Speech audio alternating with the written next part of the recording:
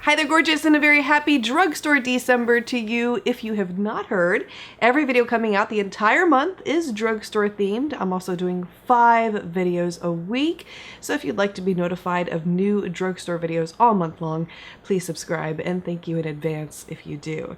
Today I am showing you a comparison between Urban Decay's Naked Cherry palette and Ccolor Cosmetics Cherry palette.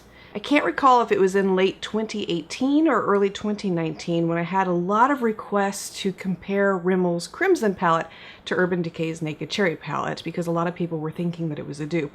Turns out it really wasn't. Looks can be very deceiving, but I did find a palette from Milani, their Pure Passion palette, that was actually a much closer dupe to Urban Decay's Naked Cherry.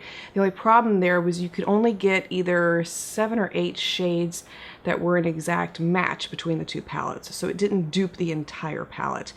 But I had said, and I'm sure a lot of you were thinking it too, give it time, there will be a company who comes out with a dupe for this palette. So when I saw this, I instantly wanted to do a comparison. So I'll be showing you up close today how they apply side by side on the eyes. I've also included swatches at the end of the video so you can see how they compare. I'll notate any differences for you and let you know, is this a palette worth checking out or not? Before I get into the comparison between these two palettes, I do want to let you know up front that if you do not like a scent in your makeup, you would not like this dupe initially. What I will tell you is that when you first open it, you get an overwhelming scent of sweet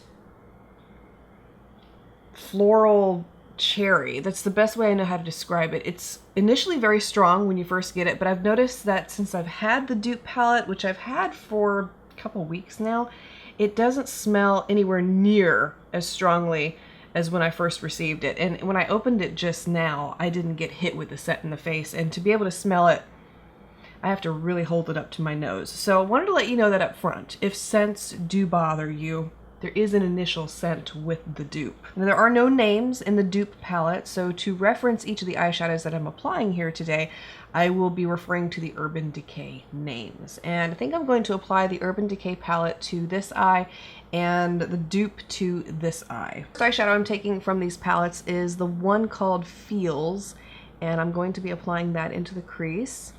And this is the Urban Decay eyeshadow. You can see the great level of pigment you get. I've never had any complaints personally with their matte formulas. A little light in pigment by comparison, because you saw over here how strong that Urban Decay eyeshadow went on, but it's still depositing a good amount of color there. I'm going to add one more layer of that eyeshadow. It's very smooth. It's not creating any rough edges. It's not looking uneven. Next eyeshadow I'm taking from these palettes is the one called Privacy. It's the deep brown shade. And I'm going to apply this on the outer third of the lid. And I'm also going to apply this on the inner third of the lid.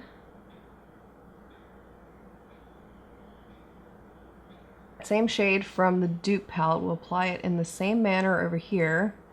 And look at that. It went on pretty much as strongly as the Urban Decay side. I feel like it's a touch easier to blend by comparison. And it's not as deep dark. Well, I can't really say that. It's not as it's just not as hard to blend as the Urban Decay one was. I mean, Urban Decay wasn't awful to blend, but it did take a little bit more effort than what I'm seeing here with the dupe. Taking the shade Devilish from these palettes, I am going to use that to define the crease a little more.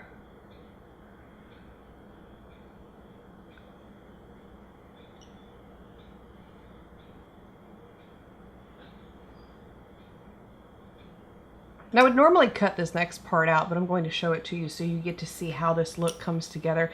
I'm going back with the first eyeshadow that I used, the one called Feels, and I'm going to reiterate that top crease shade simply because I blended some of it away by deepening the crease with that deep brown.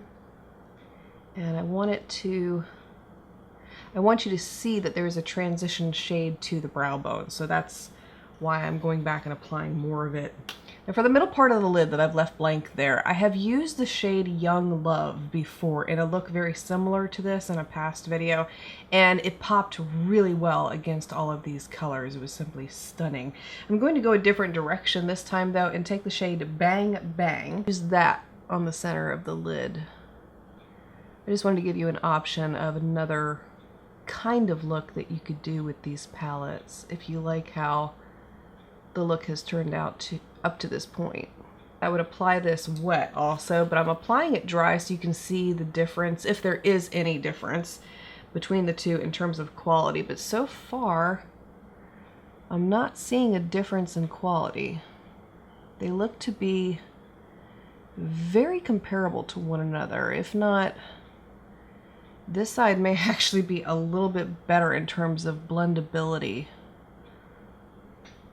Gorgeous, gorgeous. It's very, very hard to tell the two sides apart, and I am most impressed by this dupe. It's really, really well done.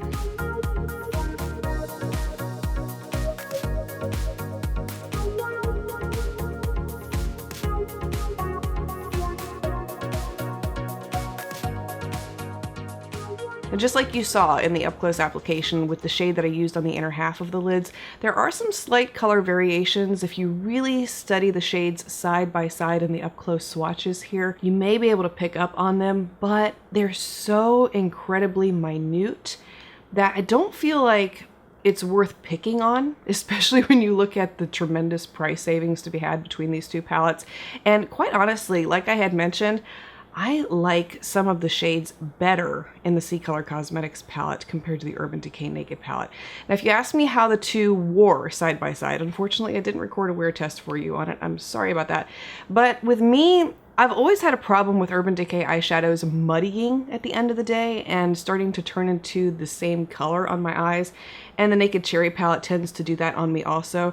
But the Ccolor Cosmetics Cherry palette did not do that at all. So if you've had the same issue with Urban Decay eyeshadows in the past, I think you'd most enjoy the Ccolor Cosmetics palette from that perspective also. Overall, I feel like it was excellent quality.